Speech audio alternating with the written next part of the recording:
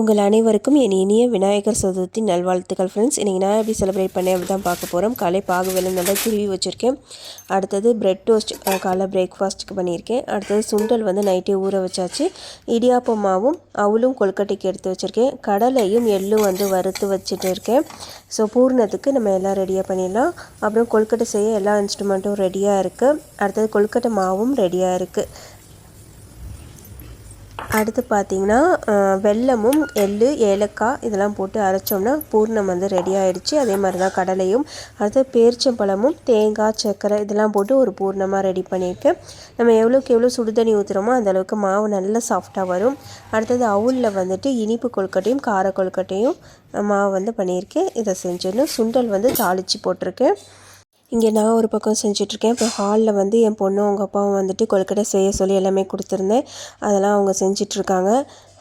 ஒரு சைடு எல்லாம் செஞ்சு சீக்கிரமாக முடிச்சிட்டோம். நெய்வேத்தியத்துக்கு எல்லாமே ரெடியாக எடுத்து வச்சாச்சு. சாமி நல்லபடியாக கும்பிட்டுட்டோம்.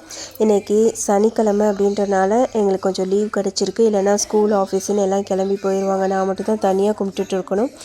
இன்றைக்கி கொஞ்சம் எல்லோரும் சேர்ந்து கும்பிட்டோம். அதுவே கொஞ்சம் ஹாப்பியாக இருந்தது. அப்புறம் விருக்ஷனில் கொஞ்சம் அருகம்புல் அப்புறம் எருகம்பூ மாலை இதெல்லாம் கிடைச்சிது. வெத்தலை பாக்கு இதெல்லாம் நிஸ்வாவில் இருக்கும்போது இதெல்லாம் கிடைக்காது. ஸோ இங்கே கிடைக்கும் போது அதை மட்டும் வாங்கி வச்சோம். அதுக்கப்புறம் எல்லாம் சாமி கும்பிட்டுட்டு கொழுக்கட்டை எல்லோரும் சாப்பிட்டோம். ரொம்ப சூப்பராக இருந்தது. ரொம்ப சாஃப்ட்டு.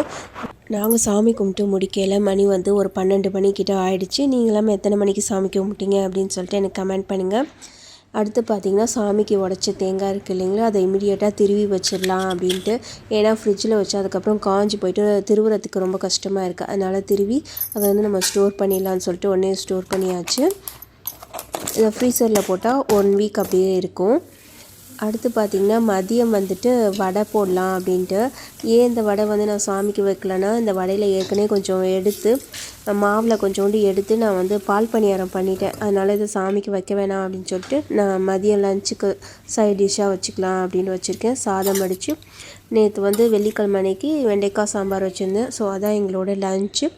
அதுக்கப்புறம் சுண்டலும் கொஞ்சம் இருந்துச்சா. ஸோ இதெல்லாம் வச்சு நாங்கள் மதியம் சாப்பிட்டோம். இந்த வீடியோ பிடிச்சிருந்தா கண்டிப்பாக எனக்கு ஒரு லைக் கொடுங்க ஃப்ரெண்ட்ஸ். தேங்க்ஸ் ஃபார் வாட்சிங்.